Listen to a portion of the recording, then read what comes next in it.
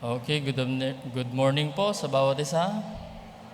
Good morning. Tayo po ay umanap na po ng maupuan and we will going to start our Sunday school na po.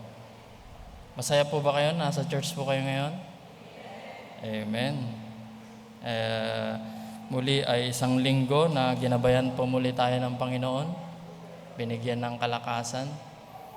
So tayo po ay tumayo pong lahat and we will going to continue our lesson, and we are now in the fourth ministry of the Holy Spirit. Tayo and buksan po natin ang ating Biblia sa Acts.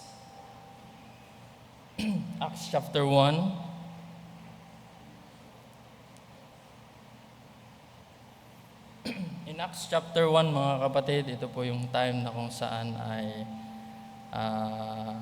aalis na ng Panginoon. He spent 40 days after the resurrection. We can see that in verse 3 of chapter 1 of the book of Acts. Nabasahin po natin yung verse 4 hanggang verse 8. Meron po bang first time po dito sa inyo? First time na nasa church, Santa Mesa? Okay, welcome po. Welcome po. Ang pinag-aaralan po namin is about sa Holy Spirit. Yan po yung pinag-aaralan po namin. So Acts chapter 1, verse 4 hanggang verse 8. Ito po yung sabi ng banal na kasulatan ng Panginoon. And being assembled together with them, commanded them that they should not depart from Jerusalem, but wait for the promise of the Father, which saith he, Jesus Christ, Ye have heard of me. For John truly baptized with water, but ye shall be baptized with the Holy Ghost not many days hence. When they therefore were come together, they asked of him, saying, Lord, wilt thou at this time restore again the kingdom to Israel?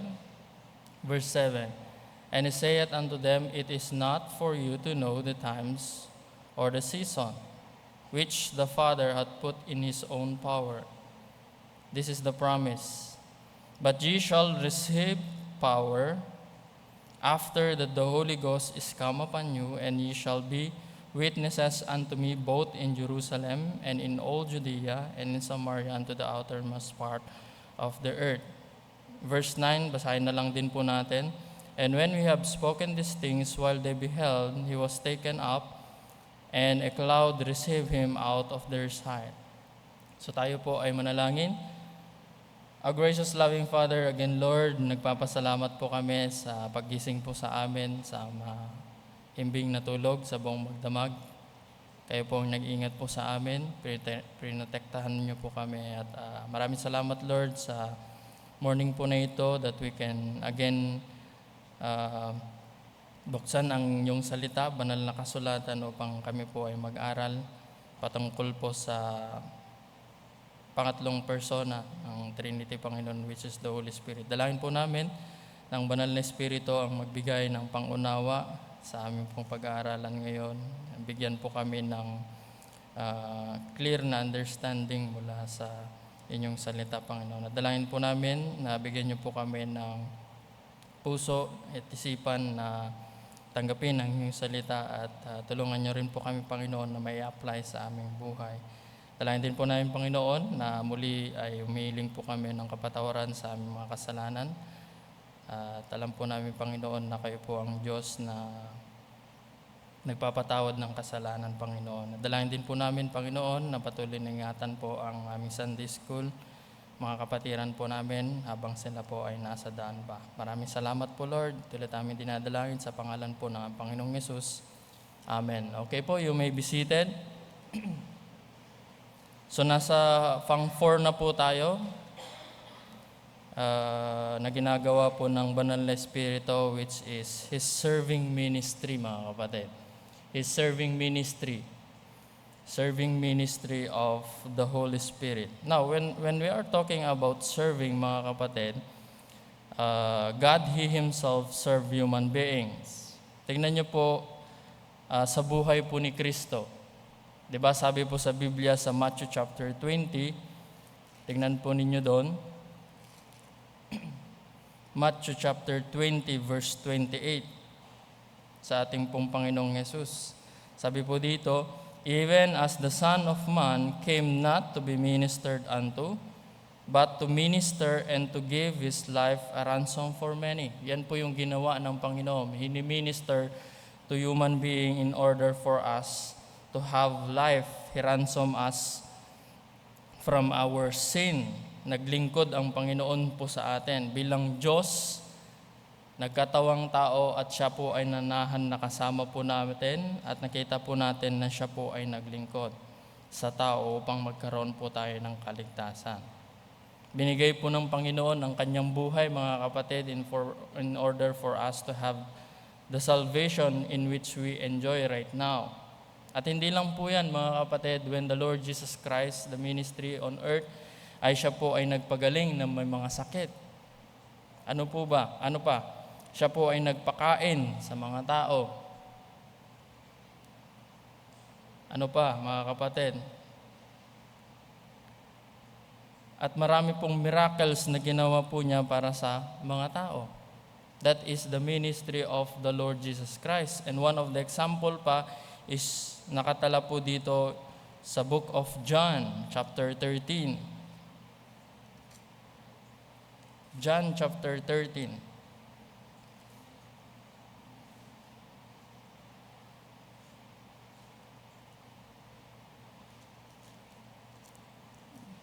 John chapter 13. Ito po yung time in which they're celebrating the feast of the Passover in verse 4. Ito po yung ginawa ng Panginoong Jesus.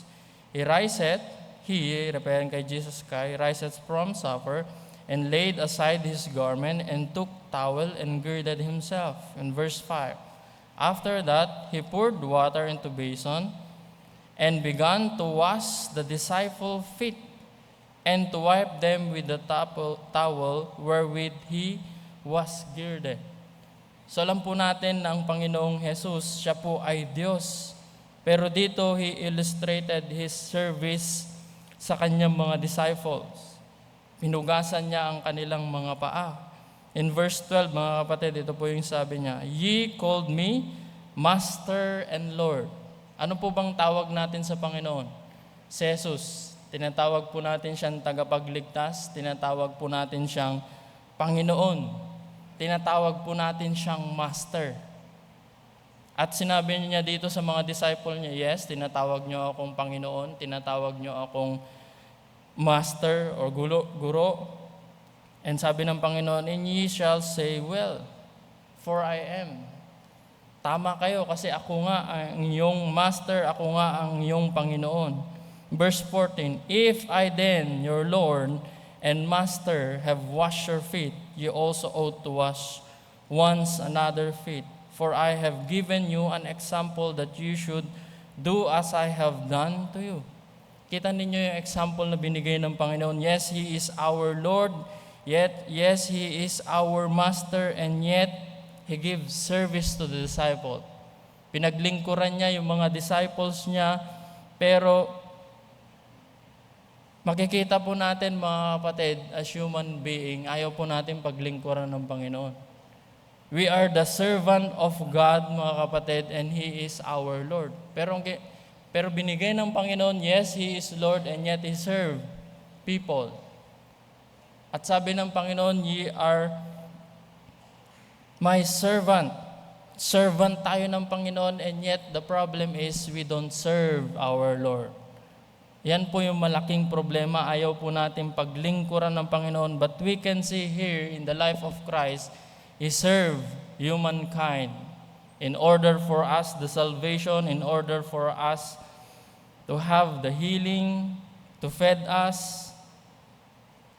At dito, the example na makikita po natin ng Panginoon, He served even though He is Lord. And in the Holy Spirit, mga kapatid, the Holy Spirit come once again, just like the Lord Jesus Christ, and He served as well.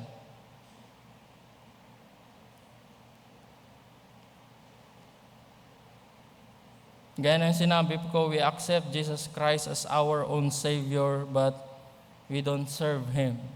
Sabi nila, pag yung una na stage, sabi nila mananampalataya ka kay Jesus. Pero ibang stage daw po yung pagiging Lord ng Panginoon sa buhay po natin. No, mga kapatid, when you accept the Lord Jesus Christ as your own and personal Savior, at that moment, mga kapatid, He is your Lord. Parang coin lang yan. Yung coin, di ba, merong ulo, tsaka merong, tail, ang tawag nila po dyan. Ganyan po yan. At the moment of salvation, we don't just accept Jesus Christ as our own Savior, but also we accept Him as our Lord. And the Holy Spirit is the one who encourages us or to call us para maglingkod po sa Panginoon. And they say that this is one of the greatest ministry of the Holy Spirit. Tumatawag po siya ng mga tao upang maglingkod po sa Kanya. He called us out of the aimless living and engaged us in God's eternal cause. Yung buhay po natin nung hindi pa tayo mga mananampalataya is parang nabubuhay lang tayo ng walang goal sa buhay. But we as Christian now, we are living with an eternal cause. And the Holy Spirit is the one who steers our heart.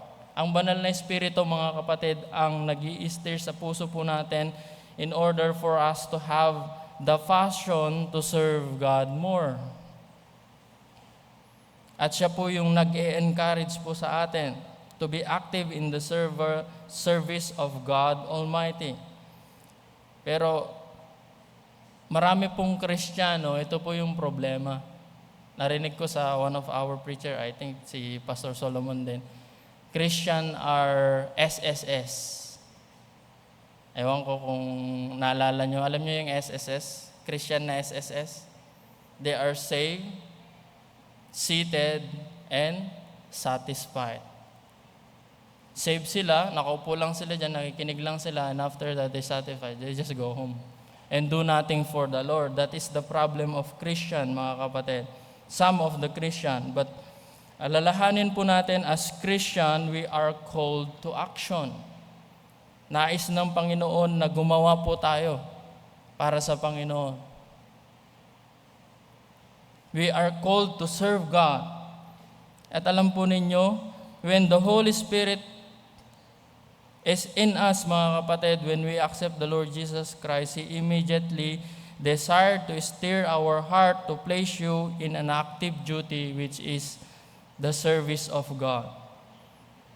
Yes, not every believers, ito, tandaan po natin mga kapatid, not all believers are called into full-time.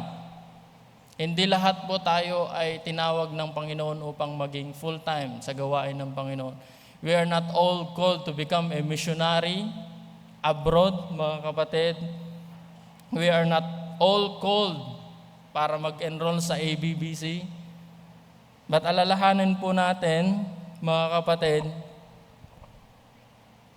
as Christian, we are all called to serve God in some ways. Tinawag po tayo lahat ng Panginoon bilang isang Kristiyano na maglilingkod po tayo sa Kanya sa maraming paraan. Marami pong paraan upang makapaglingkod po sa Panginoon. Hindi lang po pagpo-full time, hindi lang po sa ABBC, hindi lang po sa choir, hindi lang po sa music, at marami pang iba. Kung ikaw ay Kristiyano at wala ka man lang isang ministry na nagsiserve ka sa Panginoon, shame on us. Di po ba? The one we have read in John chapter 3, chapter 13, ang Lord mismo ay nag-serve sa mga disciple. Tayo pa kaya, as servants of God, na hindi tayo makapaglingkod po sa Panginoon? Napaka malaking kahihiyan po yan sa Panginoon, mga kapatid. Alalahan po natin that we are the ambassadors of the Lord. Tayo po ay na-point ng Panginoon. And through the Holy Spirit, mga kapatid, we can serve God in many ways. Pwede po natin mapaglingkuran ng Panginoon in our own family. Sa bahay po natin, pwede po natin paglingkuran ng Panginoon. We can serve God in our home. Pag hindi paligtas yung mga kapatid mo, you can serve God through preaching the gospel to them. You can serve God in our church. Alam po ninyo, yung pagsaserve sa Panginoon ay hindi lamang dito sa church. Outside the church, marami pong opportunity, just like our family, just like our community, mga kapatid, just like our workplace. At maaari sa iba't ibang lugar, pwede po natin paglingkuran ang Panginoon. And God, the Holy Spirit want us to serve today. Lahat po ba tayo ay may ministry sa Panginoon? Lahat po ba ay meron po tayong ginagawa para sa Panginoon? I-evaluate po natin ang ating sarili.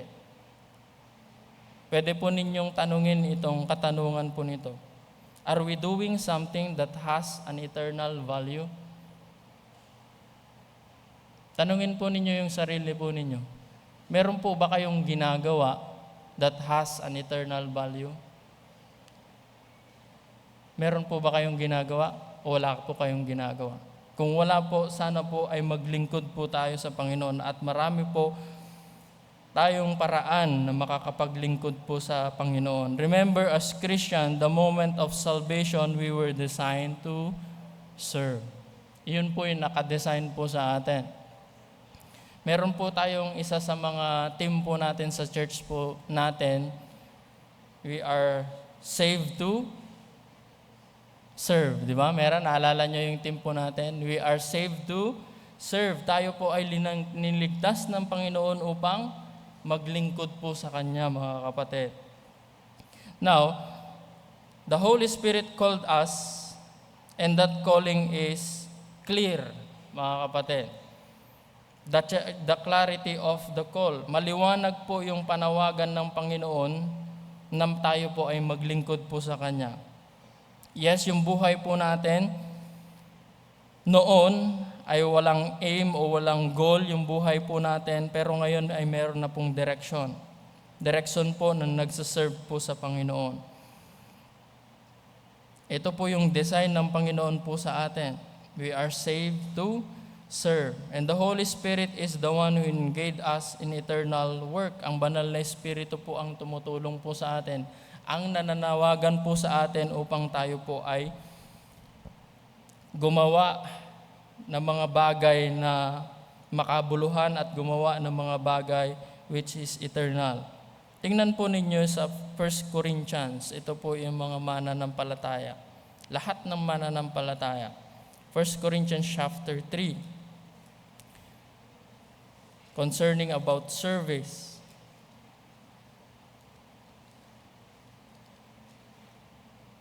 First Corinthians chapter 3. Now, ito, in 1 Corinthians chapter 3, diniscuss po ni Apostle Paul, yung nagkaroon po kasi ng strife and division of the church because they are thinking na, ako kay Apollos, ako kay Paul, and ako kay Jesus Christ. Pero alam po ninyo yung sinabi ni Apostle Paul sa kanya niya. In verse 6, kay Paul, planted, Apollos watered, but God gave the increase. And in verse 8 again, now he that planted and he that watered are one, and every man shall receive his own reward according to his own labor. In verse 9, sabi niya po dito, for tayong lahat, we are laborer together with God. Sabi niya, tayo ay manggagawa, nakasama po ng Panginoon. Lahat ng kapatiran po natin, lahat po ng body of Christ, we are doing something for the Lord and we are co-laborer ng Panginoon. Tayo po ay lahat ay manggagawa ng Panginoon at ito po ay napaka-clear na panawagan po sa atin that we need to serve God as all believers. As individual naman, mga kapatid, is in Acts chapter 13. Ito po ay unique na calling and we are not all called sa ganitong calling. In Acts chapter 13,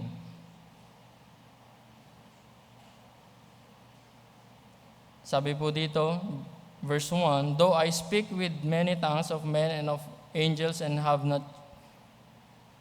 In Acts chapter 13,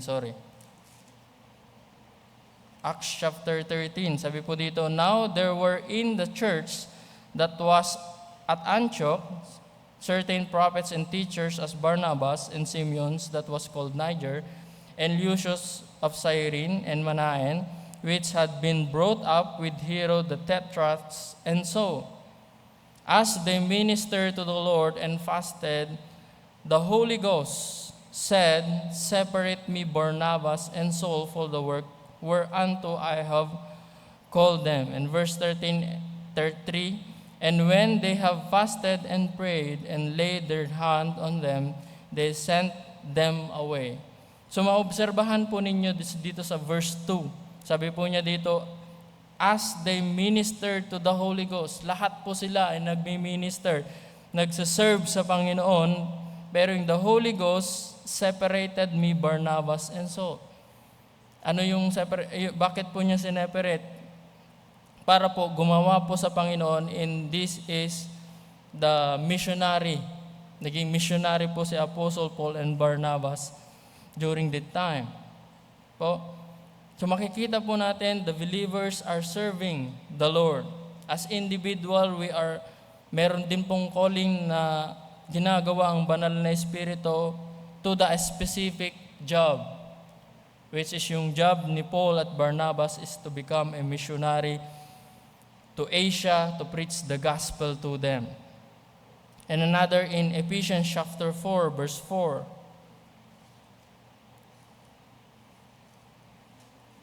In Ephesians chapter 4, verse 4, sabi po dito, "There is one body," tayo yun as a church, we are called out once, "and one Spirit, even as ye are called in one hope of your calling." Dahil tayo po ay iisa, tayo po ay katawan ni Kristo at tayo po ay parte ng katawan po ni Kristo, at alam po natin yung katawan po natin ay meron pong function na ginagawa ang bawat isa. We are not all brains, we are not all hands, pero may different tayo na function in which we can serve the Lord. Kaya hindi po natin maaaring sabihin, yan lang ba yung ministry? No, there's a lot of ministry just like our body, mga kapatid. May mga parte ng katawan po natin that we cannot compare to other parts of the body. But the good thing is, as one body of Christ, we are all working together. We are all serving the Lord. And that is the good thing. At dito makikita po natin, mga kapatid, in those Christian during that time, mga kapatid, they are all serving the Lord. Naglilingkod po sila sa Panginoon.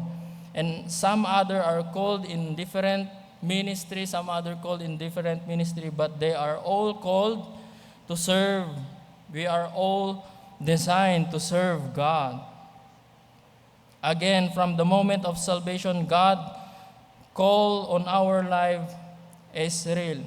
And only His Holy Spirit can help us understand and embrace it. Ang banal na Espiritu lamang po, mga kapatid, ang magbibigay ng pangunawa kung ano ba yung service na i-render po natin sa Panginoon. At alam po ba ninyo, yung calling po na ito na service is a divine calling, and that is the ministry of the Holy Spirit po, mga kapatid. So as believers, we might live each day on purpose with eternity in view. Naglilingkod po tayo sa Panginoon na meron pong eternal na value. And again, He called us, and this calling is clear. Naunawaan po natin, naintindihan po natin na tayo po ay maglilingkod po sa Panginoon. At dapat yung calling po na ito na magsaserve sa Panginoon, we have a commitment. Meron pong commitment po dapat yan, hindi lang pangmadalian na commitment, pero yung pangmahabaan na commitment na maglingkod po sa Panginoon. Kung minsan yung commitment po na yan ay nangyayari through the preaching of God's Word. Minsan sa mga young people, sa camp, but we have the commitment to serve God. The Holy Spirit of God has called us to a life of service. Yes, again, few are called to die for Christ. Marami pong mga missionary na pumupunta sa ibang mga bansa, even though that country is very strict. At yung country na yan, pinapatay yung mga missionary, ay may mga taong kinol po yan ng Panginoon. But alalahanin po natin, but every Christian is called to live for God. Lahat po tayo ay tinawag ng Panginoon upang mabuhay para po sa Kanya. We are all called to serve God. Now, ang tanong po mga kapatid, are we committed for this calling of the service of God? Committed po ba tayo? Are we committed for the calling? We as a church po mga kapatid, tinawag po tayo na maglingkod po sa Panginoon, and we are all called to share the gospel. Hindi lang po yung pastor po natin, hindi lang po yung mga kung sino man dito sa church, but we as Christians, lahat po tayo yan. Matanda ka man ng Kristiyano, bago ka mang Kristiyano, we are all called to serve God, and we are all called to share the gospel. Sa lahat po ng tao, mga kapatid, in our workplace man yan, o kung saan man tayong lugar na tinawag ng Panginoon, we are all called to serve God, and we are all called to preach the gospel. Bakit po kailangan, mga kapatid? Because many people died every day. Sabi nga nila, every seconds meron na mamatay na tao. That they did not know Jesus Christ as their own and personal Savior. Pag hindi po nila ginawa yan, hindi po nila nakilala si Jesus bilang sariling tagapagligtas kasi sila ay makasalanan, mapupunta po sila sa impyerno. But God wants us na tayo po ay mag-witness po sila through the help of the Holy Spirit, mga kapatid. Again, the Holy Spirit called us para tayo po ay maglingkod po sa Panginoon. And the good thing pa is hindi lang tayo tinawag ng Panginoon upang mag-serve sa Kanya. Kundi ang banal na Espiritu din, He is the one who going to empower us. Hindi lang tinawag na maglingkod tayo sa Panginoon. He is the one who enable us as well to do the job. Di ba ang ganda nun? Pero kung minsan as Christian is too fearful to be in the ministry, tama? Yung first time, alalahanin po ninyo yung una na kumanta kayo sa choir, kahit marami kayong kasama, di ba, nangangatog pa yung tuhod. First time nyo nag-soul win, hindi mo masabi mo lang John 3:16 and that's it. Yes, we are all called to serve, but the good thing pa is the Holy Spirit is the one who empower us to do this job, to accomplish this job.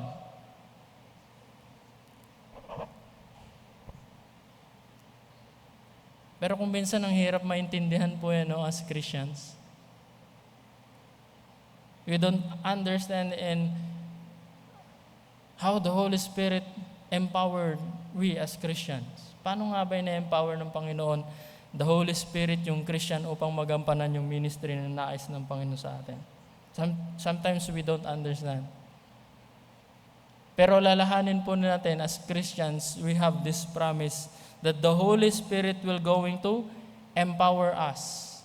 Pag na-receive mo na yung Holy Spirit, automatic po yan. You have the power to witness outside.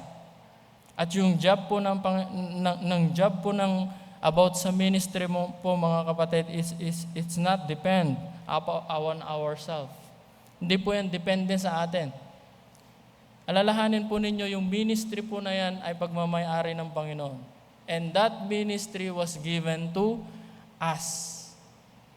At pinagyaman ng Panginoon yung ministry na yan sa pamamagitan po natin. And because that is the ministry of the Lord, kailangan po natin ng spiritual resources. Kaya yung ministry na yan ay galing sa Panginoon. So kailangan yung resources din po na yan in order for us to accomplish that ministry is through the power of the Holy Ghost, through the power of God, He Himself. And remember mga kapatid, if we just going to trust in ourselves, in our ministry na ibinigay ng Panginoon po sa atin, we will be fail. Hindi po natin kaya yan, ng pagtangbumpayan. Because God will going to give us the power beyond our capacity. Human capacity. Spiritual things, ministry ng Panginoon, ay dapat yung empower po niyan is nanggagaling po sa Kanya. And in that power, mga kapatid, is an enduring promise. Ito po yung pangako ng Panginoon. Yung power na ibibigay sa lahat ng nagmi-minister sa Kanya is pangako po ng Panginoon. At we can see in the scripture that teaches that the Holy Spirit offer us His power as we engage in service. Throughout the scripture, mga kapatid, we read of God's Spirit coming upon people, filling them and using them mightily. In the history, mga kapatid, and even the record in the book of Acts, makikita po natin that they are used by God mightily. At yung promise po na yan, again, yung binasa po natin in Acts chapter 1. Maaari niyong sabihin, it's too fearful to be in the ministry. Hindi ko kaya yan. Yes, you cannot.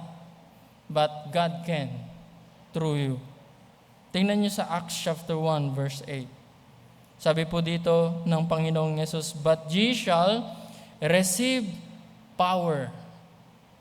Bibigyan ka pa ng Panginoon ng lakas after that the Holy Ghost is come upon you.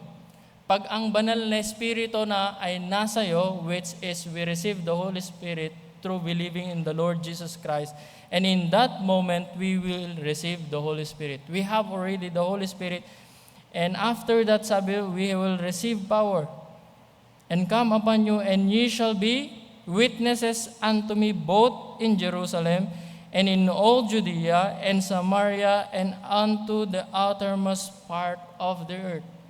We have the power po mga kapatid. Why? Because we have the Holy Spirit. We have power po mga kapatid to do the witnessing ministry because we have the Holy Spirit. Nasa atin na ang banal na Espiritu, and this is the promise of Christ that we will going to receive. In the moment that we receive the Holy Spirit, we will going to receive power to witness somebody.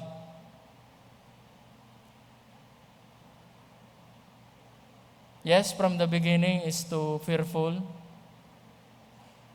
Some of our young people challenged to preach outside. Kinakabahan pa.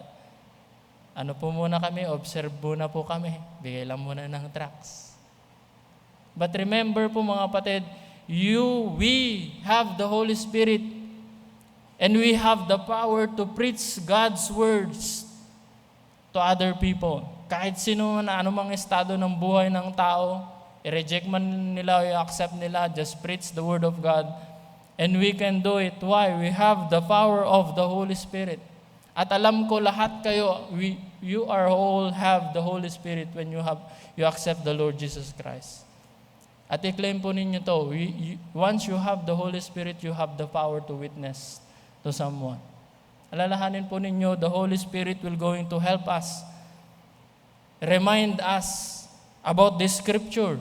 Kung ano yung sasabihin mo sa tao na yan, the Holy Spirit will guide us.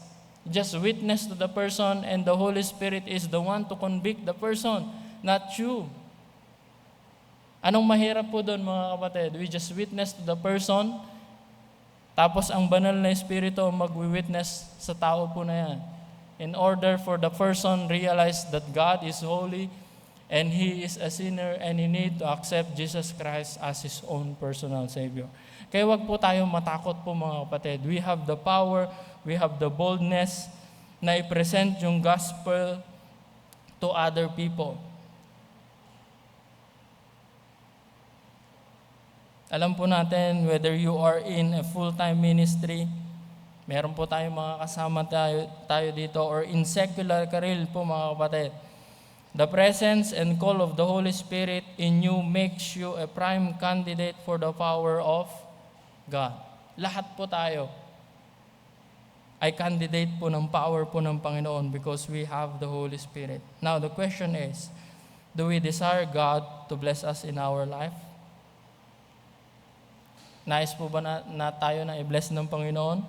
Do we desire that God empowers our words with great influence, our witness with greater conviction, and our life with a greater effectiveness? Nais po ba natin yan sa Panginoon? Sana we have this commitment po mga kapatid to serve God, to witness to other people so that they will receive the salvation that offers by God through Jesus Christ alone. In Luke chapter 4, verse 18,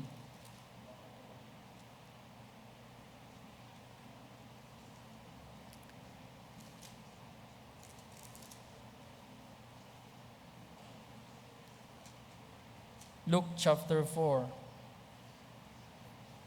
verse 18. This is the time when the Lord Jesus Christ opened the scripture and He read this.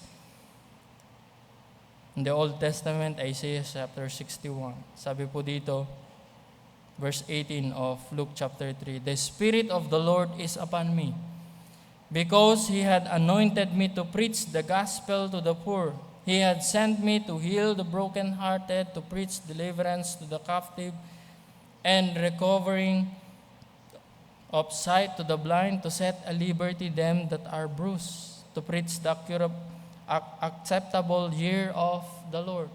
He quoted himself and he said in verse 21, "And he began to say unto them, this day is this scripture fulfilled in your ears." Sabi ng Panginoon, na-fulfill na ito. The Holy Spirit is come upon the Lord, and He do these things, service to the Father, and preach the gospel. He healed those who are broken-hearted. He preached deliverance to the captive, recovering to the sight to the blind, to set the liberty them that are bruised. Tayo as Christian mga kapatid, we have the Holy Spirit, and we can do many things for the Lord. Effective things na magagawa po natin sa Panginoon because we have the power which comes from the Holy Spirit. At tingnan niyo po yung binasa po natin kanina sa Acts chapter 1.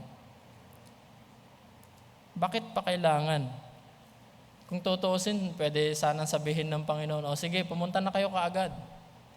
Di ba?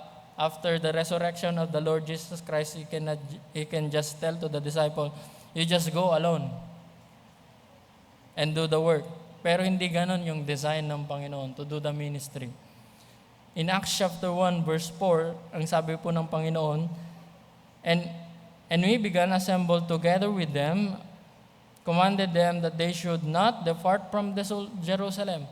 Huwag kayo munang aalis sa Jerusalem, sabi ng Panginoon, but wait for the promise of the Father, which saith, "Ye have heard of me, for John truly baptized with water, but ye shall be baptized with the Holy Ghost not many days hence."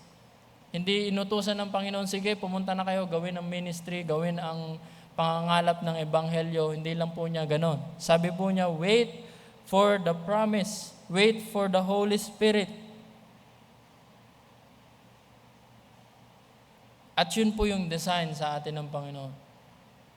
In the ministry, mga kapatid, hindi lang po yung sarili po natin, yung lakas po natin, talino natin, kakayanan natin, hindi po tayo magtitiwala sa atin. We're going to trust on the Holy Spirit because He will going to accomplish many things of value of God sa tulong ng banal na Espiritu. Kasi hindi po natin magagawa ng tamang banal ang ministry without the Holy Spirit po, mga kapatid. And again, the enduring promise na makikita po natin is we can see also in John chapter 20. John chapter 20, verse 21 and 22. Sabi po, then said Jesus to them again, peace be upon you. As my Father hath sent me, even so send I you. And when he had said this, he breathed on them and said unto them, receive ye the Holy Ghost. Again, nung inutusan sila ng Panginoon to send them to preach the gospel in different kinds of people, meron binigay ng Panginoon sa kanila ng banal na Espiritu. We have the Spirit, we have the promise of the Spirit that God will going to empower us. We will going to receive the Holy Spirit and we will accomplish serving God through the Holy Spirit. Again, mga kapatid, apart from the power of God, apart from the power of Christ, apart from the power of the Holy Spirit, our service is ineffective. Yung paglilingkod po natin sa Panginoon kung walang tulong ng Diyos, He Himself, wala pong epekto. Wala pong epekto yan sa buhay ng mga tao. When we witness to other people without the Holy Spirit, wala pong epekto yan sa kanila. Salita ng Panginoon, kahit basahin mo yung John 3:16, without the Holy Spirit, the intervening power of the Holy Spirit, it will become ineffective. Lahat ng ministry po na ginagawa po natin sa Panginoon, kahit gaano man yung effort mo na gawin mo, pag wala yung kapangyarihan po ng banal na Espiritu po, wala magiging epekto. And also, it will just become pointless. Wala pong kabuluhan ng paglilingkod pag wala pong kapangyarihan na makikita ng Panginoon sa ginagawa mong service po sa Kanya. Think about it. You shall receive power, sabi ng Panginoon sa Acts chapter 1 verse 8, di ba? After the Holy Ghost is come upon you to be witnesses. And that is a certain promise resulting in a converting power. In John chapter 15, tingnan po ninyo sa John chapter 15.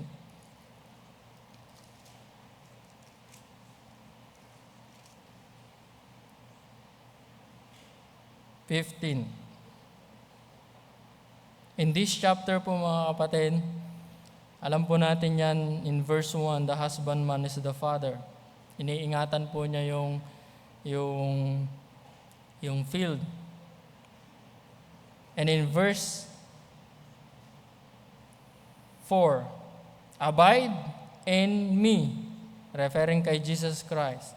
And I, kay Jesus Christ still, in you as the branches cannot bear fruit of itself, except it be abide in the vine, no more can ye, except ye abide in me. Wala pong magbubunga. Illustration po nito parang isang sabihin na lang natin grapes.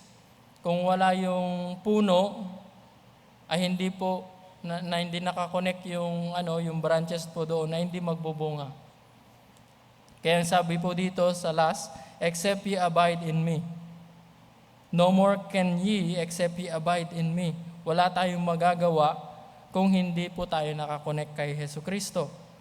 Kung hindi po tayo saved, wala po tayong magagawa. And verse 6, if a man abide not in me, he is cast forth as a branch and is withered. And men gathered and cast them into the fire and they are burned. Kung hindi, wala po tayong connection sa ating pong Panginoon. Ang example po dito is parang sanga lang na tinapon, nasunog, walang kwenta, parang walang kwenta. But if we will going to abide in Christ, we will going to bear much fruits. And when we bear much fruit, we will going to glorify the Father. In verse 8, sabi po dito, wherein is my Father glorified that ye bear much fruit, so shall ye be my disciples. Kung tayo po ay nakakonekta sa ating Panginoon as our Lord and personal Savior, we will going to bear much fruit. Marami po tayong magagawa. We will go spiritually and we will do more for the Lord at mag-glorify po ang Ama. Just like the Lord Jesus Christ, na kung wala siya, magiging walang kwenta po lahat ng ginagawa po natin. And just like Jesus Christ, He Himself, the Holy Spirit din, kung wala ang banal na Espiritu po, mga kapatid, yung ginagawa po natin ay magiging walang kwenta po. Walang epekto, magiging walang kwenta po sa Panginoon. Another thing, mga kapatid, not only an enduring promise, yung power po na ito, but also an undeniable power. Hindi po maikakaila o hindi po maitatanggi yung kapangyarihan na binibigay ng banal na Espiritu.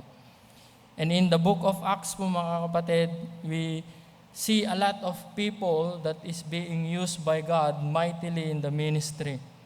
For example po, mga kapatid, kay Peter and also kay John. In Acts, at dito po tayo magtatapos. In Acts chapter 4, Acts chapter 4, alam po natin, natanggap na nila ang banal na Espiritu. In Acts chapter 2, and Peter and John in chapter 3, kita po natin dito yung kapangyarihan na binigay ng Panginoon.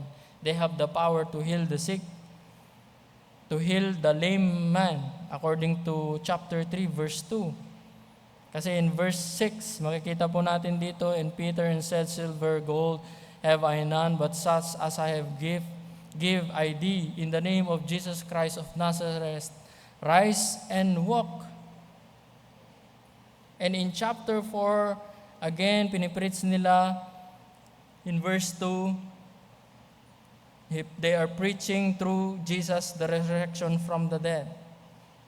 At marami pong naligtas in verse 4. Howbeit many of them which heard the word believed, and the number of men was 5,000. About 5,000 po, mga kapatid, marami pong nanampalataya kay Jesucristo when they preached the resurrection of the Lord Jesus Christ, and He has risen from the dead. And in verse 7, this is their question, those leaders during that time. Sabi po sa verse 7, and when they have set them in the midst, they ask, by what power or by what name have ye done this? Saan kayo kumuha ng kapangyarihan? Anong pangalan ng ginamit ninyo para gumawa ng ganito? Ano po yun? Hinil po nila yung lame man. At in verse 13, tingnan po ninyo, they are just a simple people. They're just a fisherman, and yet they did something greater because of the Holy Spirit. In verse 13, sabi po dito, now when they saw the boldness of Peter and John, and perceived that they were unlearned and ignorant men, they marveled, and they took knowledge of them. Biruin po ninyo, they are unlearned, pero yung knowledge nila, kinuha nila, yung kaalaman nila, that they have been with Jesus. Peter and John is just a fisherman, mga kapatid. They are just a simple person. They are just a simple person. They are saved only by grace. Pero dito, they did a greater service for the Lord. And they do that because of the power of the Holy Spirit. Ngayon, challenge po mga kapatid sa inyo. Maaari nyo sabihin, I'm not an eloquent person, hindi ako bold na person. I cannot go there, outside there, and preach the gospel sa tao mukhaan. But remember this, mga kapatid, we are all called to serve God. And not only we are all called to serve God, but also He gave us power to do the job. Kaya wag po tayo matakot po, mga kapatid, na maglingkod po sa Panginoon. Yung gift na yan, ibibigay ng Panginoon, tinawag ka ng Panginoon kung ano yung pangangailangan mo in order for you to accomplish that ministry for His glory, He will going to give you power. Ang magandang halimbawa po yan, isa po yan ang ating pastor. Sino po ba ang ating pastor? Siya lamang po ay simpleng, ano po yan, ang sabi niya, farm boy. Simple lamang po siya at sabi niya na wala akong kakayanan na tumayo sa maraming tao. Narinig nyo na yan? Hindi niya kayang tumayo sa maraming tao. And yet, yes, he is very simple mga kapatid. But God used him mightily. At siya po yung naging pastor po natin. And we heard a lot of missionary na sila ay simple lamang. They just believe in the Lord Jesus Christ and God called them to become a missionary. And God is the one who empowered them. And now they are doing a great job in different ministries around the world. And that is because of the power of God. Tayo, simple lamang tayo. Simple lamang po yung kakayanan natin. Simple lamang po yung lakas po natin physically. Simple lamang po yung knowledge na meron po tayo. Hindi po infinite yung knowledge po natin. Konti lang yung knowledge po natin. But through the power of the Holy Spirit, we can do great things sa Panginoon. So, I encourage everyone to be a part of the ministry, a part of serving God in many different ways. Example, sa Saturday, extension classes. Natapos yung children's, DBBS and Children's Day, and we need more laborers sa Panginoon. Now, are you committed po mga kapatid to serve God? Are you committed to serve God? Sa ating church, sa iyong bahay, sa iyong mga sa trabaho man, we as Christian, we are ought to be committed to serve God. Amen? Let's all stand, please. Let's pray. Our gracious, loving Father, again, Lord, we are so thankful, O Lord, for the things na napag-aralan po namin ngayon. We just pray, Lord, kung mayroon mang Kristiyano na hindi pa naglilingkod po sa inyo, we just pray, Lord, that you be the one to call that person, to enable that person na magampanan ang ministry na nais nyo po sa Kanya. And we know, Lord, that you are the one who is the owner of the ministry and give this ministry. We just pray, Lord, that you be the one to call every one of us to serve you in different ways.